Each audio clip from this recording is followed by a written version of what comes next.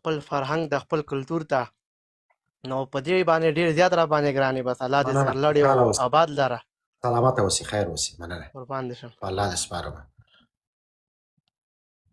منګه یوازې پښتنو ته کار نه کوو منګه انساني ټولنه ته کار کوو منګه انسانانو ته کار کوو منګه غواړو چې هزارګان خوندي وي ازبکان خوندي وي تاجکان خوندي وي پښتانه خوندي وي او هر چاته هغه خپل حق ورسیږي نو د سینې سیمون کمپاراسیو کې واځي پښتون ته کار وکړو ام دا اوس ډیر پښتنو باندې موږ کېدم کنه هغه پښتانه سي ژمن نه دي هغه پښتانه سي وروره ګوله خپل خاور ته خپل ژبه ته خپل قام ته خپل ولسونو ته خپل ارزښتونو ته ژمن نه دي هغه زما بد راځي وزګوره یو تعداد پښتانه تر هغه پاکستانیانو ته مشروعیت ورکوي د هغه وروره ګوله د هغه کم جنایت سي دي هغه کوي توجیه کوي نو هغه زموږ دښمنان دي قومندان سلامونه په خیر په خوش آمدید سلام جناب عزیز فولاد برادر ما وطندار سلام خوب هستین صحتمند چه حال دارین سلامت باشین بیادرم مهربانی وکړه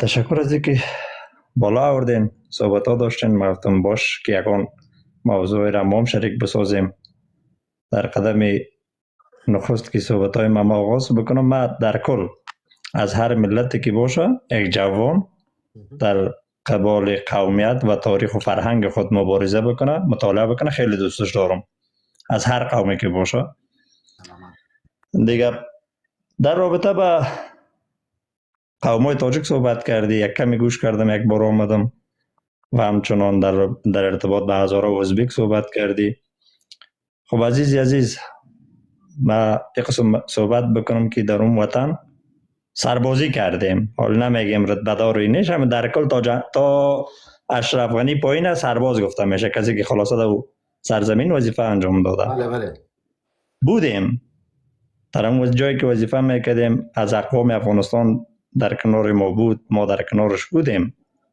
خب اینمی که خلاصه حقای قومی تلف شد خورده شد کسای دیگه سر چوکی آمدن و شیشتن و خلاصه از نام ملت و از هویت دیگر را دزدی کرده حقشان را تلف کردن خب یک مشکلاتی هست که امروز جوانان را احساساتی ساخته میان صحبت میکنن امروز خودم عزیز فولاد شخصا میگم من در قومیت یک هزاره هستم به مذهب سنی به قوم هزاره هستم هویتم خونم هزاره است بله باور به خدا بکو اینمی قومای تاجیک ما دشمنی نداریم با اینا اینی حالی ما بگیم که در حد دشمن بدانیم نیست ما در ارتباط به تاریخ صحبت میکنیم گذشته جنگ‌های امپراتوری قلندر ما حال از صدای شنیدم شما بابا قلندر هستید اندرابی صاحب گرامی بله با مسابقه یک منصبدار زبده که خودت هستی با اتوریته که من خودت میشناسم و به ارتباط پرسان کردم یک انسان وطن دوست و وطن پرست هستی که شجاعانه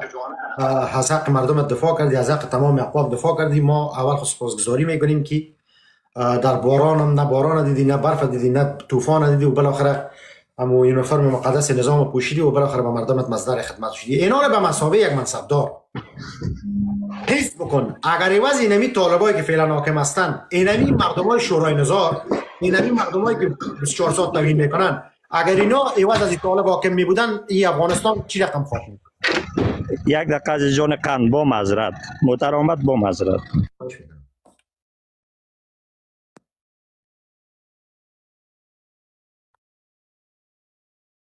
خب تا او آدم که بر میگرده ما انقلاب واسطه میکنم عزیز فضلات سلام علیکم و رحمت الله و برکاته به خودت به بینندگان کسایی که لایک میکنن کسایی که در پایین لایف هستن سلام و درود احترامات تقدیم خدا کنه جور و صحت آرام باشی برادر قند ما عزیز فضلات ما به خاطر بالا آمدم قلندر با تو باید بحث بکنم مشکل تیام خودت یک آدم نظامی سی ای پیشتر یک شاره بر رسوندی ای بیا فعلا مشکلی که در سرزمین که ما داریم اونو مشکل بگه در سرزمین چی مشکل داریم آقای انقلاب نه پیشتر اشاره که والا تاجکا حق ما را خورده و چه رقمی شده ای چیزا قلندر برای تو شرم است نه تو کت قلندر کت میمان کار نگی بحث شخصی نکنم ولی جمعیتی به بحث در لایف فولاد کت میمان کار نگی اون نظر شخصیش است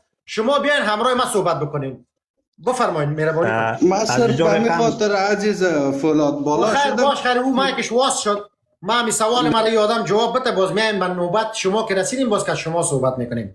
آقای قلندر شما سوال مرا گرفتین؟ بله بسیار میبخشید که محترم از جمع دوستان. ما سوال ما دوباره که تکرار میکنم کوتاه. شما حدس بزنه که ایواز اینمی طالبایی که فعلا حاکم هستن، ایواز اینمی طالبها، اینمی مردم شورای نظار با اینمی پرچم حاکم می بودن، سرنوشت مردم افغانستان را چی ارزیابی میکردن؟ چی میشون؟ سعی عزیزان قند مجید دیدگاه را صحبت میکنم. بله. طالب فعلا حاکم است در داخل افغانستان. بله. یعنی بدتر از طالب هم اگر حاکم افغانستان شود من قبول دارم، نه شورای نظاری را. چرا؟ یک دلیل خاص دارم. چرا شورای نظاری را من قبول ندارم؟ که به گفته خودشان هم فرهنگ معاصره هستند و خلاصه هم زبان هستند. من را اصلا رد میکنم. یک چیز بگویم، باز من خودت خصوصی برای بعضی منابع روان میکنم. امی که میگن که ما با هزار هم زبان هستیم اشتباهه. زبان هزارگی، زبان دری، لهجه هزارگی کاملا با اینا فرق میکنه. این شما را فریب میده. عزیز فولاد گل رت جانم ما والا بلا هزاره را سیال اگر میگیریم گریانشان ما سیال میگیریم، هزاره را سیال میگیریم، ازبکم حتی اهل هنود یا برادران شما سیال میگیری بگیره، ما یار اصلا سیال هم نمیگیریم. خیر باز در نوبت صحبت بخیر. بفرمایید کماندان صاحب. ما سعی کده اینجا آمدیم صحبت میکنم، انتقاد میکنم و انتقاد همه را میشنوم، سوالاشون هم پاسخ میتم. یک بچه هزاره هستم، تحصیل کردیم. در ارتباط به صحبت‌های عزیز جان گفت که در ارتباط به زبان صحبت کرد. بله، و هر آن شخصی که به ادعا بکنه حتی بچه هزاره خودم باشه که زبان دری ربطی به فارسی میگیره یا بین تاجک و هزاره خلاصه مشترکات بین زبان است، من در کل رد میکنم. هیچ ارتباطی نداره. زبان دری زبان دربار است، ساختار یک ترک بوده که ترک با آریایی فارس در کل خلاصه یک نژاد متفاوت هستند. یک موضوع. روی سوال اول شما برگردم که چرا من یک شورای نظاری را قبول ندارم، من بچه هزاره. به دلیل ازی سکنن هموطنای عزیز، هر قومی که هستین و افغانستان اقوام مختلف داره، ما تمام اقوام دوست داریم. اگر ما از تاریخ بنگریم، هزاره و پشتون قبل از جنگ عبدالرحمن و خود جنگ عبدالرحمن تا امروز طالب، خلاصه دو قوم در داخل افغانستان دو قوم بزرگ بوده، با هم دیگه درگیر شده. اگر عبدالرحمن بوده یا احمد و محمودش بوده، با هزاره درگیر شده یا کشته یا زنده مونده. خلاصه اینا ادامه دادن، اینمی دشمنداری و دوستی خود ادامه دارن و فی الحال هم ادامه داره. من نمیگم که جبون که نه بیادر تو برادری هستی بکشی میکشمت، پس قدرت دستم بیا میکشمت، چون این یک چیزی در وجود تمام ملت افغانستان هست غیرت. اما همین قوم تاجیک ما 6 ماه قدرت گرفت عزیز جان. بله. باعثی که من یک هم زبانش بودم با این قسمی که مشتاق که من با امی اوغان در داخل افغانستان جنگ کردم با عبدالرحمن، یا بعد از او نسل کشی صورت گرفت. هر حالت من اولش نمیفهم که عزیز جان قند زمانی که من با عبدالرحمن جنگ کردم تاجک گجا بود که 63% ما قتل عام شد و تاجک هیچ نوع کدام عکس العملی نشان نداده به خاطر هم زبان بودن و هم فرهنگ بودنش، یا در کدام جای تاریخ نوشته نشده که اینی جهت تاجک آمده و یا در کنار اوغان یا در کنار هزاره یک اقدام یک عکس العمل نشان داده. البته وجود نداشته که همچین چیزی نبوده. به این دلیل که من میگم قبول ندارم. 6 ماهی قدرت گرفتن. ربانی رئیس جمهوری، ما بعضی نفرها میگن رئیس جمهوری افغانستان داره، باعث رئیس جمهوری افغانستان قبول ندارم. رئیس جمهوری چشمه دوغ کابل تا داخل کابل، چون اون طرف مربوط جنبش بود، دوستم اجازهش نمیداد و طرف قندار و هلمند هم قومای پشتونی بود اجازه نمیداد و سمت جلال آباد هم اجازه نمیداد. فقط رئیس جمهوری داخلی کابل که سمت غرب هم هزارهای اجازه نمیداد رفت آمدش. خلاصه در 6 ماه چی کار کرد؟ من اینجا نیامدم گله بکنم یا گریان بکنم که مرا تاجک کشته یا نسل کشی کرده، نه، یک چیزی نیست. من به خاطر درد ملت صحبت میکنم. او در افشار قضیه 1100 نفری که شهید شده عزیز جان قند، هزاره تنها نبوده، بیات بوده، قزلباش بوده، تاجکش بوده، هزاره بوده، کسانانی بودن. من ویدیو مستند دارم، زن گریان میکنه میگه نفری همشای مسعود طفل 1 ساله مرا گردنش برید در بغل دیوار نشسته زنده باش روی نزار. خب برادر قند من از کدام دیدگاه مردم قبول بکنم که 6 ماه قدرت گرفت 1000 نفر را داخل کابل کشت و از این طرف آمد خلاصه هزاره بودن. ما با پشتونها همیشه دشمنی کردیم و دشمنی هم داریم. هزاره بودن مطلق کافر اعلام کرد. مثلا من بحث مذهبی را میگم. بحث مذهبی چه رقم وارد افغانستان شد؟ امی آقای مسعود همراه آقای ربانی از مدرسه حقانی فارغ شد و در داخل افغانستان قلندر تا از خودت صحبت کرد استاد ربانی دیگه صحبت نکرد. قلندر تا از خودت صحبت کرد برادر قند تو خودت چطوری از خودت یک صحبت یک دقیقه دیگه شان مونده جان. عزیز جان رئیس چی گفته رئیس؟ بر رسمیت سازمان بین الملل میشناختش برادر. ببخشید اجازه بدید. عزیز جان قند من جنبندی باز ما یک الله میتونم یک جمله ما بگویم باز شما جنبندی بکنیم. بفرمایید. اگر واقعا ما شما مسلمان هستیم انسان هستیم باید به عدالت پابند باشیم و متعهد باشیم. اینمی برادرای ما که بعد از بسیار زمان توسط پاکستان به اقتدار رسیدن به کمک پاکستان به اقتدار رسیدن اینمی خود نه وزبیک‌ها را پذیرفتن نه هزاره‌ها را پذیرفتن حتی اهل هنود خانه هایش شروع کردن که عاجزترین مردم هستن و نه پشتونها را پذیرفتن. در میدیا یک دقیقه در میدیا وزبیک‌ها را توهین میکنن او را کلاخان میگن هزاره‌ها را مشخور میگن افغان‌ها را غول و تروریست و مشکی زد میگن. اینمی طایفه که هیچ کس جور نمیاد حتی در بین خود جور نمیاد. اونا بیادر بازارکی عبدالله خیلی را داو میزنه عبدالله خیلی به خنجی را داو میزنه خنجی برادر عزیز یک پروانیش داو میزنه. این همه تو یک مشکل است. خب بر تبلیغ خود جنبندی تا که بازی دو برادر ما وقت بتیم که صحبت کنن. دقیقاً تشکر عزیز جان قند. جنبندی را از اینجا میکنم در رابطه با سیال گرفتن و سیال داشتن. ایرا تاریخ و دانشمندا خلاصه می تشخیص میده که کسانی بومی وقتی که یک انسان‌های مهاجر را در آغوش خود میگیرن و بعداً اختیار دارن که او را سیال خود بگیرن یا خیر. در تاریخ شما برین بنگرین که ما هزارها کی بودیم کی هستیم و تاجک از کجای کوی کلاب وارد افغانستان شده الخصوص بغلان سمت شمال. در سمت شمال 80% هزاره در سمت شمال 80% زندگی میکنیم. برادر یک دقیقه نوبت صبر بکن برادر قند. اگر سواد دارید نوبت صحبت بکن جنبندی که دارم. سمت شمال عزیز فلات 12 ولایت است. 12 ولایت. شما قوم پشتون ما رو تاجک میشناسین در شما گفته تاجک هستن 80% هزاره است.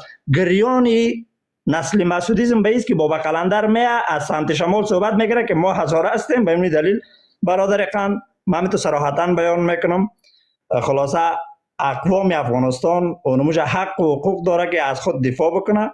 ما دیگه نمیخوایم که یک نفری به ملت سرکوب بکنه نابود بکنه با او قهرمانی ملی تمام افغانستان باشه. عزیز فولاد یک سوال به این انقلابی واسه ما که انقلابی شما نوبت. سلام درود دوباره باز عزیز فولاد با خودت با بینندگانت. تو که پیشتر همی آدم یک سوال کردی گفتی همه تا لباس نظامی را بطن کردی رفتی قماندان هستی فرمانده هستی کیستی چه خدمت کردی جواب تر نداد عزیز فولاد. من نگفتم چرا داول دفعه میتی یک سوال کردی نه شما من فکر کنم به زبان دری نفهمیدین. ما گفتم با مسابقه از این ما فارسی صحبت میکنم می بیشتر همی برادر به زبان ما ترافیک شد خیر است. خب مهربانی کنید شما حرفای خودتان بزنید بفرمایید. عزیز ما اگر استاد ربانی را داشتیم سازمان بین الملل به رسمیت میشناختش کل دنیا به رسمیت میشناختش همیتی که قلندر میفهمیدی اقا خدا اعلام میکنی کی به خاطر تو در گرفته به خاطر تی کی سوخته در کجا ما خنایدیم به خاطر تی یک آدم دراز بکشه بچش قد چنار وره هیچ عقل نداری با خدا اینو فهمیدی توهین نکو از نسل شما معلوم ببخشی نگفتم من باز مزرسایی که ببخشی خطا خورد هم یک چیز ما اینجا سعی که عزیز فولاد عزیز جان قند ما امروز 2026 زندگی میکنیم تو برادر در ترکیه زندگی میکنی یک اجازه بده سایکو عزیز جان خان، اگر دوست داری یک دقیقه صحبت میکنم با شما، مرا با اینا درگیر نکو، با این کلاب نه، دوست ما او را ندارم. پایین باشه. نبر. برادر بگو وقت همینجا اجازه بده اینو برادر. برادر کندم یک دقیقه او بدر یک دقیقه. اینجا کوچه نیست. اینی 600 700 نفره که نشسته، اینا میخواین منطق بشنون، اینا میخواین حقیقت بفهمن، اینا میخواین بدانن که برادر مشکل در کجاست که ما در بدر هستیم. اینجا برادر قدت یک متر و این گپای کوتاه بازاری و لچکی و این جلسه مریم نیست دیگه بچیش، نه خیرخانه است. نه ما مهربانی کار کن. نداریم مهربانی که برادر خودت مهربانی کن. درود، مرا میگی؟ همین آدمی که همین آدمی که پرچم ربانی را گذاشته. مهربانی کن. نه اینمی برادری ازاری ما که نه اینمی داد میزنه، ما از این آدم چی بدی کردیم؟ از ما یا چی بدی دیده؟ کدام طفلی میره ما وقت میشه یک جواب کوتاه بدم برادر قند؟ مهربانی کن. بفرما ما شنوا سایکو عزیز دل، سایکو من دوست دارم انسانایی که مؤدبانه صحبت بکنه با او صحبت هم بکنم. چی بدی دیدیم برادر قندم؟ بدی خاصی ندیدیم. یک کار نکنین، ما باعث یک وطندار اونمو احترام میره که به ازبک، به پشتون، به تمام اقوام دارم، به شما میداشته باشم. یک کار نکنین. مسئله کتمان کردن هویت و استفاده کردن از امتیازات و هویت دیگران گذشته. امروز کلی باسواد شده، هر کی از تاریخ و فرهنگ خود معلومات داره میفهمه. برادر قندم، اگر ما هزاره ها با سکو جوابت میدم خواهشان دیگه، اگر ما هزاره ها به مذهب تقسیم شدیم، مثل شیعه، سنی و اسماعیلیه، قوم پشتون ما، قوم تاجک ما، کلی با مذهب تقسیم شده، کلش یک پشتون یک تاجک است. ما هزاره هم که به مذهب تقسیم شدیم، اگر من سنی هستم خونم هزاره است، اگر او شیعه است خونش هزاره است، اگر او اسماعیلی است خونش هزاره است. توی تاجک با استفاده از سنی بودن ما، امتیاز مرا با تاجک بودن خود به خلاصه قصبش نکن. برادر قند مشکلی ما دیگه است با شما بین از تمام امتیازهای ما به خود استفاده کرده رایستین. افغانستان هزار یک رقم قوم داره و در هر قوم به جای خودی کرد. ما نمیتونیم که توی هزاره بگیم تاجک، تو هیچ وقت تاجک هم شده نمیتونیم، ما گفته نمیتونیم که تو تاجک هستی. او برادر همین تاجک هزاره را بگذارین. همین کجا رفت؟ چی شد؟ سنگر واس که ما گفتن. سلام احترامات آقای عزیز پولاد، یا قماندان سیدی، دوستا رفیقا، برای بیننده های عزیز سلام برات. چطور هستی عزیز پولاد؟ خوب هستی؟ جان جور است؟ تشکر برادر، مهربانی کن. قربان سلامت باش عزیز فولاد عزیز. من خود برنامه تون چی هست؟ من کار ندارم، بیادم من خواستم یک سلام عرض ادب بندازم و دومیشم و بعض ویدیوهای تا میبینم تو چرا قدر در مارشال سای دوستون توهین میکنی آقای عزیز فولاد. تا امروز یک بچه ازبک دید آماده عکس تو را بالا کرده باشه، در برای شما توهین کرده باشه، در بزرگای شما. اگر تو برای آقای اشرف غنی احترام داره، من هم احترام دارم. در هر بزرگی که هست آقای سنگر سایکو من نه حرف بزنم. آقای عزیز فولاد اجازه بده برادر. 2 سال قبل یک سوء تفاهم در بین ما و ازبک‌ها اتفاق افتاده بود. یک مشکل بود، اونمو یک ویدیو مانده. غیر از اون ما مارشال صاحب موی سفید ماست، کلان ماست، رهبر قوم ماست، بزرگ نظامی ماست، بزرگ قومی ماست. برادر عزیز با وطن خدمت کرده، زحمت کشیده، قربانی داده. در جنگ ننگرهار همین مارشال دوستون بود که برادر عزیز علیه پاکستانی ها استاد شد. ما مارشال صاحب احترام داریم، دوستش داریم به مثابه یک بزرگ قومی و هیچگاه توین. همین لحظه اینمی مردمایی که به نام تاجک هستن، اینمی میفهمین نیرتش چیست؟ کلشان عکس مرا و از نغمه را و از مارشال ماندن که باش عزیز پولاد احساساتی شود در جان مارشال بچسبن، در حالی که من مارشال به مثابه یک بزرگ قوم، به مثابه یک موی سفید خود احترام دارم، دوست دارم. بریش سفید به بزرگی انسان نمیبینن، میان عکس ما وزیر یک جای میکنن، دیگه میکنن، این توهین میکنن. اینمی شورای ناظرین اینما ترستن و این گوش را آرام داشتم. من خودم شخصا همین 3 روز پیش که خود مارشال صاحب صحبت کردیم در تلفن، تقریبا 6-7 دقیقه گپ زدیم. با خدا یک آدم بسیار ضعیف، یک آدم بسیار وطن دوست، یک آدم قربان سلامت باش آقای عزیز فولاد. از یاوارت و رومی نیستن که تو یک رقمک سایکو عزیز دل من میرم یک دقیقه انقلاب گفته بسته که من سوال ما جوابش گرفتم. قربانت، من قصد توهین یا چیزی نداشتم، ما یک بر دیگر رو میشناسم دیگه. سلامت باش در هر کاری، هر برنامه‌ای که داره آقای عزیز فولاد، من احترامت دارم. قربان سلامت باش. خدایا خدای پاک خوش. حسین امیر مهربانی وکړه. این حسین تقلب میکنی با سایکو، من اصلا نام سایکو از خب ما دور نشستیم مال حسن و حسین بیادر دویش نواسای پیغمبر سنتون به اندازه نیست که بگم چشمایت ضعیف است برادر. خب این چه رقم حالت است شما؟ آره خب وقت زایی این تقلب میکنی یکی نه خب وقتی ضایع کردن نداره. خب گپ من گوش کو دیگه. خب یک دقیقه کنار بالا آوردی. خب اینا همون مهمانی میزبانی دم صحیح بفهم. نه خب همین سعی کنم وطن داره افغان ما چرا می کارا میکنن؟ صحیح میزبانی بکنه. یک نفر که بالا آوردی اینا گپ بشنو. چیار داری؟ آره خوب است یا نیستی؟ چیار داری؟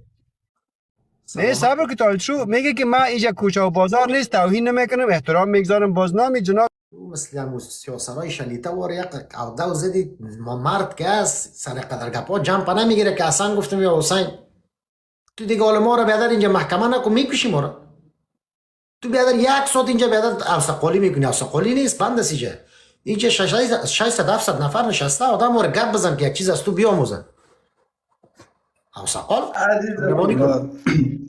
ببخشید پیشتر اشتباه خطا خورد فایل شد. بمی پشت فکر که پشت محقق استاد میشی نماز میخوانی؟ کی؟ خودت عزیز فولاد. پشت محقق استاد نمیشم ولی پشت یک عالم واقعی شیعه میخوانم نماز. امید دیشب هم خدا شاهد است که خواندیم. من پشت محقق هم میگم. محقق خو یک آدم خود فروخته است. او هزاران دانه هزاره ما را بیادر در جنگ ایران بکشتن داد. او به خاطر از اینکه گناهکار است، قاتل مردم ماست، از او خاطر من دوست ندارم پشت از او نماز بخوانم. چون اسلام برای من گفته که امام باید پاک باشه، صادق باشه، دروغگو نباشه. او یک آدم دروغگو و فریبکار و جاسوس است. صرف محقق میگم، قومش نمیگم. از او خاطر پشت از او نمیخوانم. ولی پشت رمضان بشردوست که یک شیعه است، اگر استاد شود 10 بار پشتش نماز میخوانم. مهربانی کن. والا نمیخوانی؟ من دیشب خواندم. همین دیشب در محفل سیدا بودن، همشون شیعه بودن، من پشتشان نماز خواندم.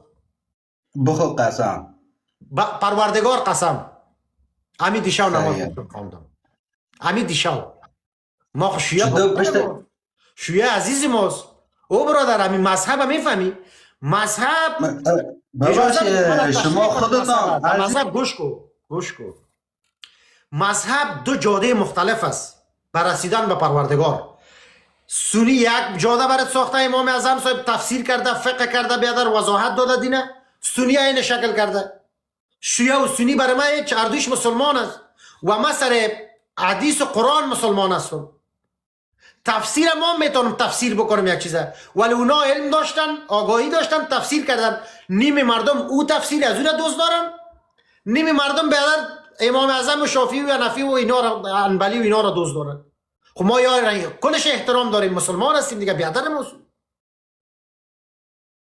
چرا این جنگای مذهبی را در آن اندازیم؟ نه خب امیت قلندر شما خورده به خدا بچه پشتون ندارم. میره صراحتا میگم قلندر باید امام عقده مذهبی را سعی کن انقلابی صاحب یک دقیقه عقده مذهبی را که تاجک داره با والله قسم هیچ شخصی در کره زمین نداره. نه کار اینمی سوال خوب نیست. بنام شیعه خو اینمی ربانی فتوا داد کم کشتن بس از دیگه بدن. امی پای داعش اینمی مردمای افراطی آوردن اینجا.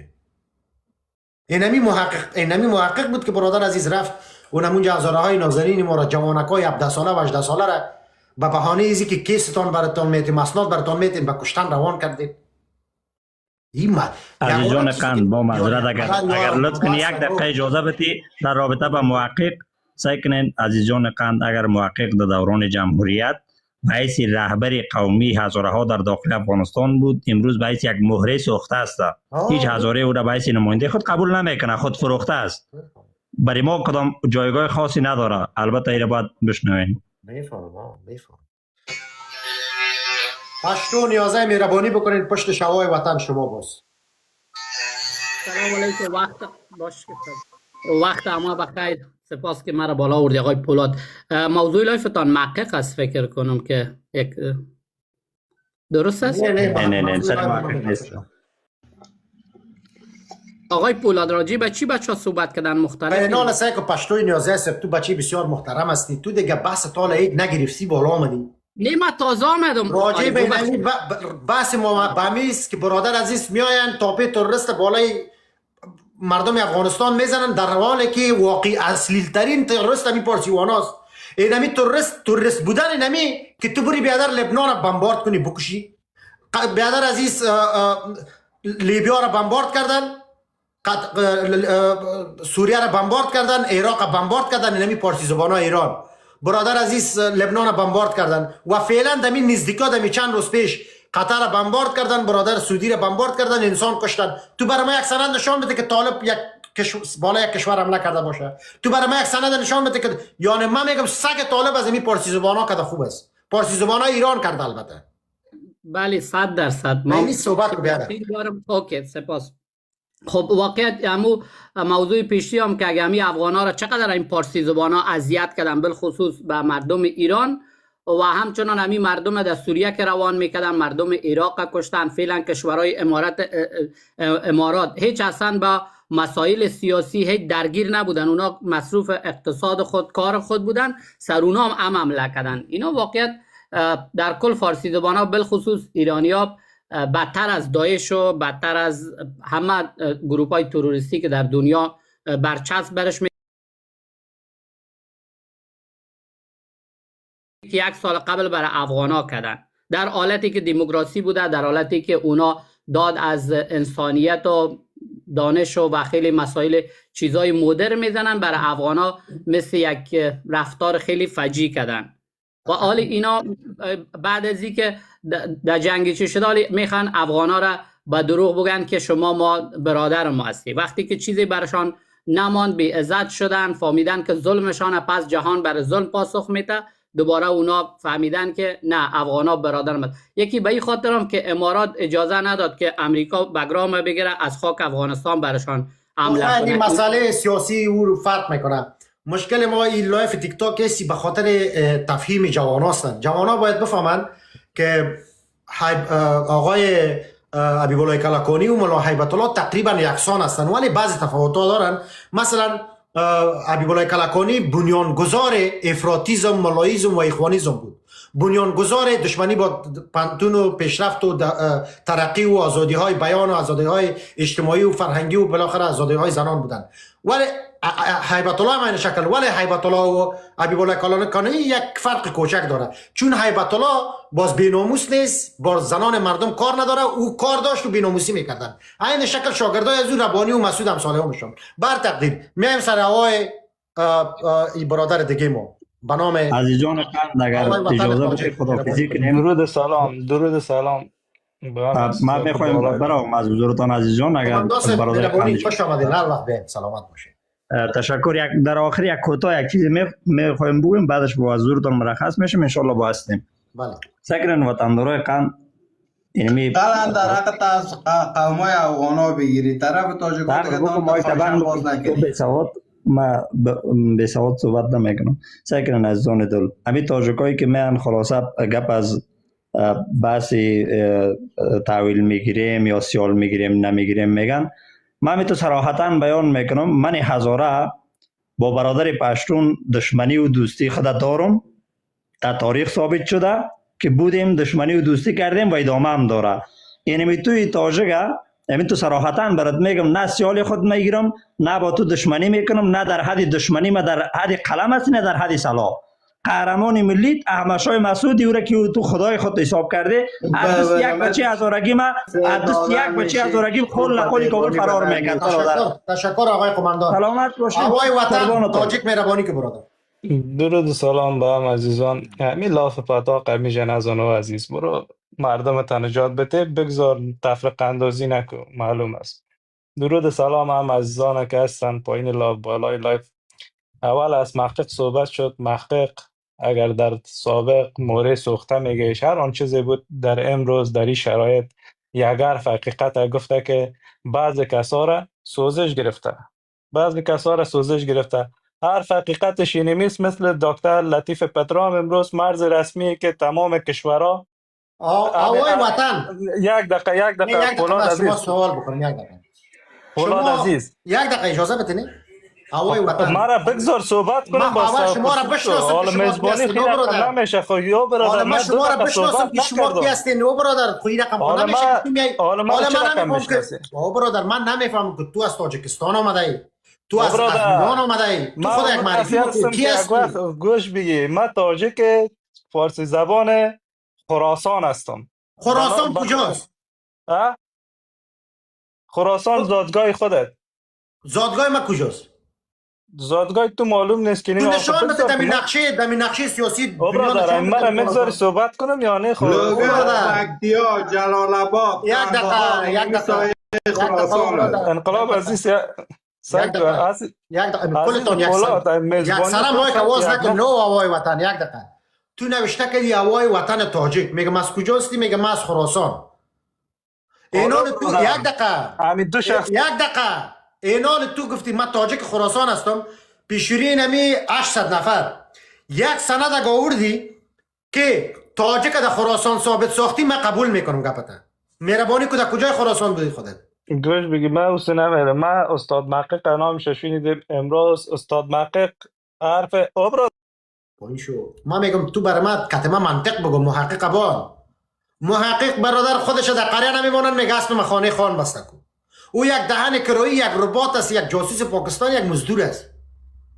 تو تعریف خود کده نمیتونی، خود معرفی کده نمیتونی، تو میای در سیاست گپ میزنی. عزیز بسیار بسیار دیکتاتوری یک دقیقه میکنی. قماندان ایواز از اینکه بیادر در دوره جمهوریت میرفتین برادر عزیز 15 حقوق فارغ میشدین، انجینری فارغ میشدین، طب فارغ میشدین، اقتصاد فارغ میشدین، حقوق فارغ میشدین، یک چیز دیگه فارغ میشدین، از مکتب خانه احمد شاه مسعود فارغ شدی، گپ زدن تو نمیفهمی. مهربانی که کافر برادر حال تو همی هر گپ دیگه در مکتب خانه که مسعود کجا میبری همی شما سر کارتان همی گپتان بالا او پایین. برادر خیر از او کجا برادر خموس؟ فرد همراه خودش صحبت کو. یارم تو خسای کو بدخشی صاحب، تو خو آدم پر هستی، یک آدم آگاستی. تو از اون منزل سید مایی که تواز میکنی شرم نیست برای خودت؟ در نوبت چرا منتظر نمیمونی؟ این روی کردی خودت هم روی وطن دارا خراب است. او برادر کدام وطن نمیشه دارو کمی وطن من نیست. فکر که یک 4 نفر بیننده آمده همراه صحبت برادر میکنه. بدخشی، او او آدم از سلامن پیش او برو. بدخشی گوش کو، او آدم از وطن من نیست. کدام وطن دار؟ اون از وطن من نیست. اون نقشه سیاسی افغانستان به رسمیت نمیشناسه. او مردم افغانستان قبول نداره. شما هم نمیشناسین. کجا به رسمیت میشناسین نقشه سیاسی افغانستان؟ میگین افغانستان سرحد ما مشترک تو کار نداره. داریم، ما تو بازار نوبت داریم. لایف افغانی پیش میبری یا دوگره هم صحبت نه بکنه؟ نه بده. تو آقا چکن مهربانی کن. او هم افغان نیست، او خود سمرقندی خودتان. عجب دوستان، ما والا یک چیز بسیار جالب بود. من میدونم وطندارای افغان به عقل دیده بودم، والا هزارا رو به عقل دیدم والا در این صفحه. بسیار با من جالب بود آقای پولاد. هم یک موضوع من یادآوری به عقل جدت، به عقل بستف خانواده تو یک قوم به عقل میگی. او انسان جاهل فرد بگو، او انسان بی حیثیت، او انسان گمراه، او انسان احمق. قوم نگو، فرد نام داره. جرم یک عمل شخصی است، منحصر به فرد است. او سرایت نمیکنه، پاداش از او بیاد سرایت نمیکنه، او گناه از او به دیگران. یک هزارگی یک گپ بد زد بگو اینی هزاره بی عقل، یک پشتون یک گپ زد بگو اینی پشتون بی عقل. نام داره او. شما میاین مکمل قوم تارگت میکنین. این خود نه ده اسلامیت است، نه ده انسانیت است، نه ده دمی چیز نیست. شما چرا وحشی هستین؟ چرا جاهل و بی سواد و بی منطق هستین؟ صدقه سوادت شوم عزیز جان که خودت هم میکاره میکنی. نه ما چی کردیم؟ ما بیشتر نفر گپ میزن رئیس میگه از بخداش. مکتب خانه مسعود رئیس فارغ بخ- شده ای. ما در خانه مادر داریم که مکمل سر دسترخوان پدر پیشوری میشینه، باز پالیش مادر با مدیر یقم میشینیم، باز هم ورسای خانه نان نمیارن، نان میخوریم.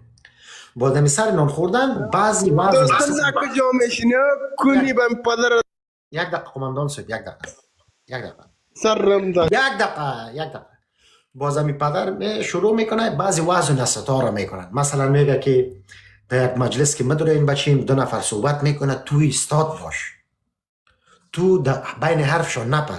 ولی خودت برادر وحدت بدخشی کتا سایمان صاحب یک پیلوت برادر عزیز، تو میایی از منزل 3 گپ میزنی. اندرابی سے مهربانی کن. سلام احترامات خدمت خودتان عزیز جان، خدمت هم هموطنای عزیز که در خدمتتان احترامات تقدیم میکنم. خدا کنه جور و صحت سلامت باشین. نمیکنم و برادر گپ ما به خودم ربط داره، هیچ کس هم مسئولیت گپ ما را به جز خودم گرفته نمیتونه. و در چوکات یک دموکراسی آزاد فهمیدیم ما حق دارم که گپ بزنم همینجا. گپ اول ما ای است که آقای محقق اگر درباره دیورن نظر داده یا هر دوست دیگه ما که جمعی نظر میتی به این معناست که یک دفعه هاشم لوگری دیوانه ما شما بیاید درباره ناسا گپ بزنه. باور کنن که نمی چیزا بر ما دارن. وطندارا بحثی که مربوط شما نمیشه در اوج کلیتان خراب نکنن، نه در اوج فامید شما چیز کنن، اعصابتان خراب کنن یا سر از موضوع گپ نزنن. موضوع دیورند امور رقم که عزیز پولاد اشاره کرد مربوط ما میشه، از ما از به هیچ کس هم ربط نداره. ما خو کلا کل دنیا میگه که خط فرضی، اگر شما این رقم میخواین وانمود کنین که نمی خط پذیرفته شده است و هیچ کس حق نداره تغییرش بده، اوقان تغییرش میده. چی بخوای چی نخوای تغییر شدنی است، امروز تغییر نکنه 100 سال بعد تغییر میکنه. تا که اوقان زنده است، موضوع هم زنده است، دشمنی هم زنده است. ما دشمن دنبال دشمنی در داخل جنت سرگردان میگردیم. در جایی که کلا جنگ ممنوع است، ما در اونجا دنبال دردسر میگردیم، میگیم څنګه چل ده اینجا، چرا کلگی آرام شیشتگیسته. این موضوع دیورند ما رقمی اعلام کردنی نیستیم و این رقم اگر شما فکر میکنن که گویا اگر شما ما را سپورت نکنن در این قضیه ما به کدام جایی نمیرسیم، شما 40 سال کامل است که روی پیش پای ما فامیل سنگ انداخته میرین. دوران اقتدار قدرتتان دم اوجش که رسید خیلی زود هم فامیل پایین افتاد، سقوط کردن، خلاص شدن، دیگه رفتن بچیم. دیگه فامیلی با خدا نمو که امو جیزگرای اصلی تانم دیگه به رسمیت نمیشناسی تانه. با خدا دیگه ازی که در بیابروی بیشتر دیگه فکر نکنم در میدان جیزگرای خودم یافتونت کردن. میگم فرانسه جواب داد، آمریکا جواب داد، به خاطر میفهمن افغان اینمی عزیز پولاد دادی ترین پشتون ما سینمی میره که سناتور آمریکایی عکس میگیره. رهبر جبهه مقاومتت میکرد منگل دنبورچی فهاش فهمید عکس سلفی میگیره. تو سطح خود تو چی ما خدا میخوای مقایسه کنی؟ تو که ما خدا او برادر من میگم در دیورند به تو ضرورت نداره، میفهمیش 68 میلیون افغان در او طرف خواست، 18 میلیون در این طرف خواست. ما 10 میلیون از این میره بیخی ناسایی گرفتیم، با قرآن اینا کلگی در گردن گرفته. هر کسی که 2 تا زن میگیره افغانا شروع کردن 2 تا زن میگیره. میگه چرا؟ میگه 5 دانش او روان کنن. شما تشویش ما را نکنن، ما انشالله کار خود ما میکنیم. در داخل جغرافیا اگر آدم وار زندگی میکنن زندگی کنن، اگر نمیکنن برادر قصه تان مفت است. این شف نی شفتالوی نمی جنگا را افغانا قصدن راه انداخته که شما از کشور بگریزین، ما از شهرتان راحت شویم. از آمریکا که فهمی هر چی که غوغا کنی، هر چی گپ بزنی، در قصه کس نیست برادر. دموکرات‌ترین شخصتان فهمیدی که زیاد خود اصولی میگرفت، یاور بود که اولین حمله سر زن از او سرزمین بود، عکس زن مردم بالا کرد به خاطر خفه ساختن دهن یک مرد. از یک طرف شعار زن زندگی آزادی است، مکتب است، تحصیل برای دختراست، از دیگه سو اولین تارگت تو یک زن است. من میجه چلنج میتم هر تاجیکی که در یک بحث اشتراک کرد، اگر تانست از اول بحث تا آخر بحث مؤدبانه گپ زده تانست، اگر بدون توهین گپ زده تانست، اگر بدون تکه انداختن و کتره گفتن گپ زده تانست، ما برش جرم زبان میتم. این میجه چلنج است، با 18 میلیون هستی، 10 میلیون هستی، 20 میلیون هستی، هر قدر که می تعدادت است، با کل چلنج است، با سواد و بی سوادت. اگر تانستی 1 ساعت یا 5 دقیقه یا 10 دقیقه بدون توهین گپ بزنی، به خدا ما برش جرم زبان میتم. توهین شده جز از فرهنگ از شما مردم کمی بالا مین. باز عزیز پولاد ما کم گرفتی که چرا تو برخورد خشن میکنی که تو مردم، تو هم وطندارای خود میبینی که میاند اینجا بالا با چی ادبیات اینا صحبت میکنن. چی گپ از قرضارت از مردم؟ کشورم تو ویران کردی، اخوانیت هم تو در کشور آوردی، تجاوز هم تو کردگیستی، شارم ویران کردگیستی، طلبکارم توستی. همی که مردم در رویتان توف نمیکنه، این همی کفایت میکنه دیگه بچیم. افغانا زیاد حوصله و صبر کلان دارن، ما را امتحان نکنن بیشتر از این. بیشتر از این امتحان ما نکنن که البته مخاطبین ما تاجیکایی هستن که نمیجه در داخل تیک تاک حضور دارن، نه اونو بزرگوارای محترمی که در داخل اراضی وطن خود مثل خود ما دوست دارن. اما قدر محبت که ما به وطن خود دارم و هم دارن. اونا مخاطبین ما نیست. مخاطبین ما کسایی هستن که در نمیجه عزت خود، آبروی خود، وقار خود، همه چیز خود لیلام کردن در داخل تیک تاک ششتگی. فقط این طاغوت شکن فیلسوف و دکتر شماست که در هر جای میشینه میگم بحث منطقی میکنیم.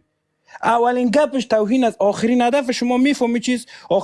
آخرین هدف افغان که از دیورند است، میگه تا دیلی بگیرم. آخرین هدف تاجیک تیک تاکی چیز؟ میگه در لایف برم افغان داودیم. بچیم هدف تو تشلبورد است، فهمید هدف ما یک چیز دیگه است. ما تو با هم دیگه خیلی تفاوت داریم. ما گفتم من پیشتر باز برای تکرار میکنم. عزیز پولاد که سناتور آمریکایی عکس میگیره، از تو که جوالی در میدان فرانکفورت عکس میگیره، رهبر جبهه مقاومتت. نه از نگاه سیاسی که ما برابر استی، نه از نگاه قومی که ما برابر استی. تا بال اگر هر کس به تو به چشم سیال سعی کرده بود، اشتباه کرده بود. اگر ظاهر شاه برات سعی کرده بود، اگر داوود خان برات سعی کرده بود، اگر دکتر نجیب برات سعی کرده بود، اگر ترکی سعی کرده بود، یا همین هر کدامش که سر تو حساب باز کرده بود، بزرگترین اشتباه سیاسی کاراکتر یا که زندگی سیاسی خود خورده بود. شما کای سر آب هستین که اگر پای سرت ماندی فهمیدی غرق میشید داخل آب. شما خود فروخته هستین، خود فروش هستین. شما میفهم آخرین کار شما اینمی جفا کردن است، آخرین کار شما از پشت خنجر زدن است. مرد از یام نیستین که در میدان پایین شوین. میایین در سوشال میدیا افغان بالا میکنین، احساساتیش میسازین، میگی کمره بزن اگه غیرت داری. کمره برات میزنه، کدت گپ میزنه، آدرس خودم میدید، باز بی غیرت ها میگه ویدیوش بگیرین با پلیس بتین. او بیناموسم تو که اختار میتی خیلی از پای پلیس میپری. خیدای زدنی بودن چرا میکنید ای داخل سوشال میدیا؟ راست میگی. زوالتان رسیده به زور قرآن. کس مامی در یک نیم دقیقه خلاصه میکنم از عزیز پولاد. زوالتان رسیده، مردم مال دیگه به رسمیت نمیشناسیتان، نه شما را جدی میگیره، نه فرهنگتان، نه زبانتان، نه کدام اکشن سیاسیتان.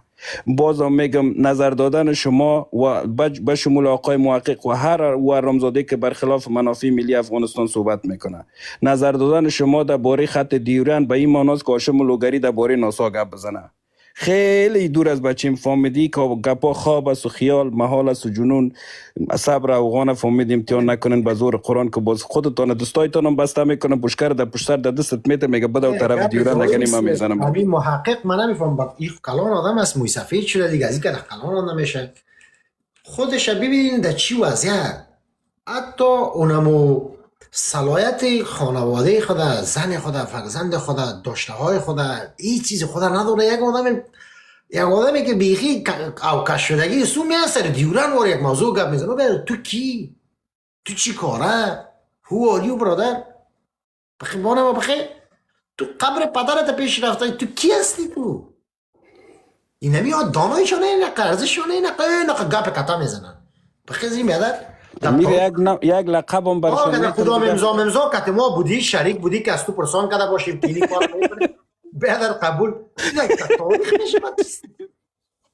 ما شما رو در سیاست به این خاطر آوردیم که ساعتتان تیر شوه، به این خاطر نآوردیم که شما بیاین حکومت کنین. ما شما رو منقرضین سیاسی میگه، منقرض شدن به زور قرآن. عزیز پولاد شب چی میگه لطیف پدرامش ولی میگه ما یک دانه امضای تاجیک در یک جای پیدا کردن نمیتونی، یک دانه امضای هزاره رو پیدا کردن او برادر امضای تو نمیچله. حالا یک آدم که یک چیز میخره خوب پیش صاحبش میره دیگه. حالا تو کسی که تو امضا کنی تو بخی بدارت برو بالا. تو بخدا حالا اینی را صاحبش مستم یا نه؟ همین ستارش. حالا تو قهطانی که بخیری قطعه گپ بزنی دیگه. تو پولی فایلم که نفر استاد سوی چی کار است که سر از این گپ بزنه؟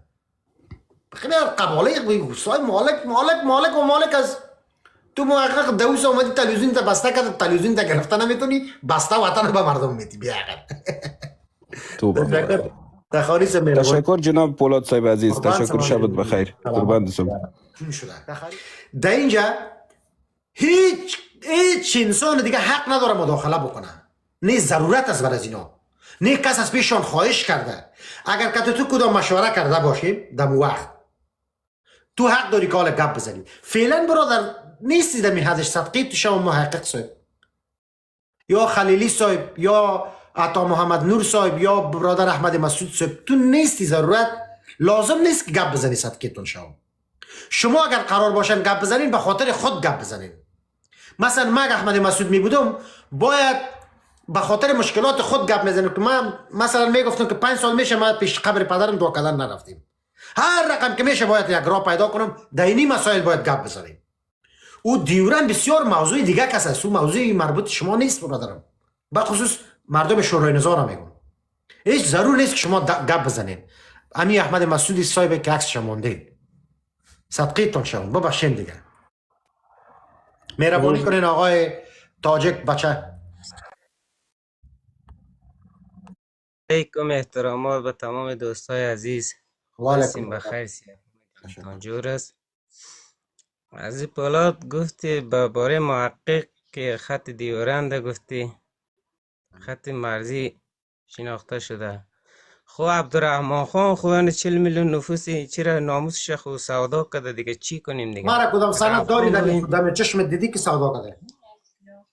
خب بازار باشه بازاری باشه حالا خب امو 40 میلیون امو 40 میلیون نفس امو 40 میلیون نفره که تو میگی او کچالو خو نبود، پیاز خو نبود، کدام چیز که نبود که سودا بکنه. چی رقم گپ از سودا؟ دکان است ایه. خب چی تو از پیش شما خو گرفته خب و چی تو انگلیس بود، گرفته؟ امپراتوری انگلیس بود، سر کل محاکم بود دیگه. خود درباره تاجیکستان و ازبکستان چرا نمیخوای؟ تاجیکستان هم اونجا پور در انگلیس هست. تاجیکستان هم تاجیکستان در کدام سال آزاد شد؟ ساخته شد. خب ساختش در همهش خو یک مرز از کلش در یک کدام خاک. سال ساخته شد تاجیکستان؟ خب نمیفهم کلش یک خاک است دیگه. و در قرن 19 در وقت انگلیس ها ساخته شد، روسای تزاری ساختن دیگه. او انگلیس ها امپراتوری بود، زور داشت دیگه. اگر ما بگیم که تاجیکستان هم میگیریم خب کلابی میگه، ولی ما بگیم که شما دالخور امین هستید. اعظم من میگم امیل بدخشانه که طرف تاجیکستان است و اونمو خاک ماست. امیل از اگر تاجیکا بگه که ما اونمو بدخشان او طرف تاجیکستان کس میخوای مربوط افغانستان بسازه، ما افغان خودش استاد میشه. بدخشان کوهی بدخشان کوهی افغانستان وطنت است. افغانستان بله، وطنت است یا خراسان نه؟ بزرگ وطنم است. بس بله نه. خراسان. چرا به خاطر کلان ساختن خاکش زحمت نمیکشی؟ باید اول خراسان رو بسازیم که بزرگ شود خراسان. تو تاجیک هستی؟ بله ها یک 100%. منبع پرده که تو در زمان خراسان بودی. خود زمان خراسان افغانستان نبود چی تو تولید شد؟ حالا خب نبود، خب بازم افغان خب بود نه. حالا تو تاجیک که در خراسانی میگی در کجای خراسان بود یک منبع پرده؟ خب افغانستان اخی در وقتش چی خط دیورند از کی گرفته؟ پاکستان. تو یک آدم آقای مهندوسی، تو یک آدم نکتایدار و لوکس متوفیشنی و بسیار باسواد اما تو دانشگاهی گفته از یا نیست که اینجا ما کتش بشینیم که ما از تاریخ بگویم و کلش کار کنه که عزیز چی میگه. اینجا اشتکای بیادر جوانای عزیز ما بالا میشن که خدا رسید بویشون دانشان بوی شیر میده. و برادر و قوم تاجیک این رقمی نکنین، ما بچهش نمیشه که شما ما بس کنم که تو ما چی بگویم. یک آدم صحیح داریم، یک آدم پخته. اینی لالزاد یک روز بیاریم، اینی لالزاد بیاریم تو در جوان دینم اینجا بشانش. اینم اینجا ما و میهندوست میشینیم، اینم اینجا میشینیم کتوزنمو اینمی آقای میدین مهدی ده بیاریم نو در یک روز هیچ چرت و پرت. حالا او بر بیادر تلفن ما رو میگه عزیز ما چی میگه ما یک تلویزیون تنظیم میکنیم بس میکنیم. او برادر خود خود شش ما منتظر هستیم آبرویتون رفت دیگه، خلاص کنین دیگه این مسئله رو دیگه. خب بشینین دیگه صدقیتون شو. اینجا بچه کار روان میکنین، بچه کار بیادر سر دیورن گپ میزنن که بچه این رقمی نمیشه دیگه. خب یک چیز براتون میگم، تا زمانی که قبول نکنید سر کلانتون نپذیر میلایتون نمیتون، ولی از دل و جان دوستانم دارم موضوع تاریخی شروع کردین ختمش میکنم. و سر دیورن یک بار گفتم که تو گپ نزن، تو نیست یا تو در اون سطح نیست سر دیورن گپ بزنی. میهندوس مهربانی کن. تشکر فولاد گرانقدر. سلام احترامات حضورتان برسه. آرزومند هستم که جور و صحتمند و سر حال باشه. به خانواده محترمتان عرض سلام به دوستانی که در لایف شرکت فعال دارن، به شنوندگان همچنان احترامات عرض است. خب مسائل بسیار جالب بود، دوستان دیدگاه نظریات خود دادن. من هم با استفاده از موقع در بخش خط دیورند چند نقطه را یادآوری میکنم. اگر لازم ببینی یک روز خاص به می مورد یک لایف اگر بگیری در ضمن دیگر دوستا ما هم در کنارتان خاط بودم، این مسئله را کم و بیش به کنکاش کردیم، میپردازیم. اسنادی چی هم پیش شما هست پیش ما هم هست. تاج التواریخ اثر خود عبدالرحمن خان که تاریخ خودش در توسط محررین خودش حکایت کرده و نوشته کرده. او یکی از معتبرترین تاریخ‌های افغانستان رسمی معرفی شده به دنیا است. در مسئله استقلال اینا یادآوری کردن که در سال 1919 گرفتیم و افغانستان او وقت یک دولت تشکیل شد. نه خیر، افغانستان از قبل دولت بود، وجود داشت. بالکل صحیح، بالکل این امی خودش است که در 2 جلد است. فکر میکنم در جلد دومش صفحه 400 و چند به این موضوع پرداخته. افغانستان من حیث دولت وجود داشت قبل از او در طول تاریخ از سال حتی از زمان قیام های بر حق میرویس خان هوتک و فرزندش برادرزادهش و از زمان احمد شاه بابای درانی تا زمانی بود که اصلا انگلیس در این منطقه وجود نداشت. افغانستان من حیث دولت قدرت امپراتوری عرض همدان داشت. اینمی مردم بودن که اونا رو ایجاد کردن و اینمی مردم بودن که دفاع کردن. انگلیس اصلا در این منطقه وجود نداشت. امی افغان ها بودن که تا دهلی حکم روانی میکردن. برادر در سال 1919 فقط استقلال سیاسی خود گرفت. استقلال سیاسی خود از یک امپراتوری گرفت در نتیجه جنگ سوم افغان و انگلیس. امپراتوری گرفته بود که آفتاب در ساحه دی در جغرافیای دی غروب نمی کرد. چین با امی عظمتش مستعمره انگلیس بود. هند با امی عظمت و نفوذ و وسعت خود مستعمره انگلیس بود. ژاپن مستعمره انگلیس بود. حتی خود ایران نیمه مستعمره انگلیس بود. اینا ادعا میکنن که چرا؟ او زور داشت. تمام کشورهای عربی، جزایر عرب همش مستعمره انگلیس بود. کدام از این تانست که در تاریخشان بره 3 جنگ کرده باشه با انگلیس؟ یکیش نکرده. جنگی که افغان ها کرده مشترکن، همه اقوام در جزی داخل بود. یک از اینا نکرده. امی کشورها نه هند کرده، نه پاکستان کرده، نه برما و بنگلادش کرده. حتی همون چین نکرد. به خاطر چین سرکوب کنه جنگ تریاک انگلیس راه اندازی کرد تا که چین عظمت کنه. تنها ژاپن مقاومت کرد، درست کو درج است. ولی به فرموده شما که بله در وضعیت سیاسی فعلی معضله دیورن، معضله ای افرادی که از مربوط به گروه های شر و فساد می باشند، تنظیم های تباری و معتصب هستند، مشکل از اینا نیست. یک چه دواده در وضعیت فعلی مشکل از اینا نیست. ولی در تاریخ قدیم مشکل همه مردم افغانستان بود. چون کنیم که امروز فرزندان بابا قشقاری، میر مسجدی خان، میر بچه خان همش نوکر استخبارات کثیف تروریست پرور پاکستان شده. همش آله دست دونا شده. از منافع ملی پاکستان علیه منافع ملی خاکی که دوجه زندگی میکنه، استفاده میکنه، انواع استفاده های اقتصادی، سیاسی، کلتوری